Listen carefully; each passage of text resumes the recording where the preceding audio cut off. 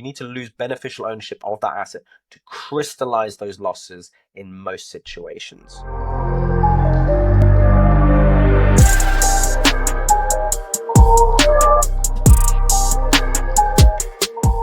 Taxation can already be a headache, but when you include crypto into the mix, it's going to be an absolute minefield. So I thought I'd run you through some easy and digestible snippets on how to be more tax efficient and save yourself, hopefully, a pretty penny. The first thing I would always advise is to gather your data early. Now, what do I mean by data?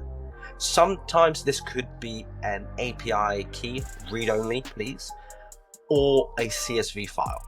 Why not gather CSV files often, say quarterly, if not every 6 months, at least annually for your own records? And if you don't use them and end up using API integration for your software to deal with your crypto taxes, at least you've got them saved somewhere to plug in the gaps, because the two don't always match. Or when HMRC knock on your door, or shall I say if they do, they will always ask for the CSV files. So gather them early, keep them. Platforms like, I believe, Mexi, for example, is notoriously difficult to obtain data from. As far as I'm aware, the API integration either doesn't work or isn't very good, and it takes some time to get the CSV file. So definitely plan. Tax loss harvesting. So I believe in America they call it wash trading. Maybe it's a slightly different thing, but with tax loss harvesting, this is where you look at your portfolio, normally February, March time, towards the end of our tax year. You identify which assets are not performing particularly well, and you make a decision whether you were to dispose of them to create that loss or to keep them. This is because if you are sitting on a gain or a loss, unless you dispose of said asset, you will not crystallize that gain or loss. Okay? So you need to dispose of that asset, i.e. sell it, give it away, swap it, trade it, whatever it is. You need to lose beneficial ownership of that asset to crystallize those losses in most situations. So have a look at your portfolio February, March time and determine if you need to do some tax loss harvesting. Please be aware and be wary that wrapped versions, so moving from say ETH to wrapped ETH, may count as a disposal. Perhaps think about that for a moment. The next tip is to look at NVCs, or negligible value claims. Now, what are NVCs? This is where you have an asset that is of negligible value and you can't sell it, won't sell it because it costs too much in gas fees. Maybe there's no liquidity. Maybe it's just completely rugged and it no longer exists. There's a couple of criteria to meet with NVCs. The first one is it must be of negligible value. I'm afraid there's no hard and fast rule as to what that means. And the second one is that it must be unlikely to ever bounce back again. If you meet those two, you may be able to make an NVC, a negligible value claim, and therefore reduce your tax bill. But what does it actually do? Effectively, it acts as if you sold the asset for zero, bought it back for zero, and ignores Section 104 pooling mechanism. So say you bought some token A and it no longer exists for some reason. It costs you £1,000. Now, what you can do is you can make an NVC to claim the £1,000 as a capital relief.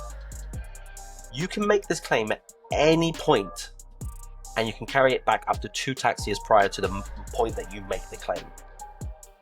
So it's highly useful and definitely something you should be paying attention to. Cost. So this is the actual cost of the asset, which may be difficult to compute if you have lots of acquisitions or disposals throughout the years, maybe throughout the same day in some cases.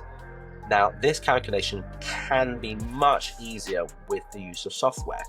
However, sometimes the initial cost of the asset doesn't always pull through.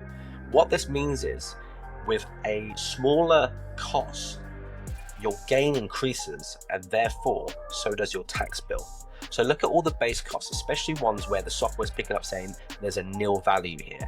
Just make sure it is nil value, and if it is not, override it to be the correct amount, and it should save you a pretty penny. Airdrops. Now, This is the most common question I get within the crypto tax space. Let me try and break it down for you. There are two ways to tax airdrops. One of them is tax at the point of receipt under miscellaneous income. So this will be at 20, 40 or 45%, no national insurance. The other is not taxed at the point of receipt. Both situations, you will have to pay capital gains tax if it were to go up in value from that point and you were to dispose of it, swap it, exchange it, whatever it might be. So how do you know if you have the airdrop that is tax-free or not? Now, before I continue, let me caveat this by saying that if you are considered a trader with your airdrops, both types would be taxable. So to differentiate between the two outside of it being a trade, HMRC's guidance states that income tax will not always apply to airdrop tokens received in a personal capacity. Income tax may not apply if they're received without doing anything in return.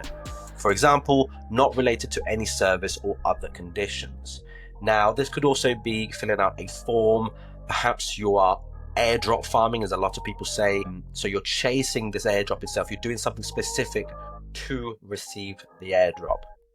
If you are not, then you could receive an airdrop absolutely tax-free. So if you have any questions, please do comment them below and I'll get back to you as soon as possible. It may even help guide my videos here. Please do follow, subscribe, like, and do all of those things so that we may continue and make more videos just for you.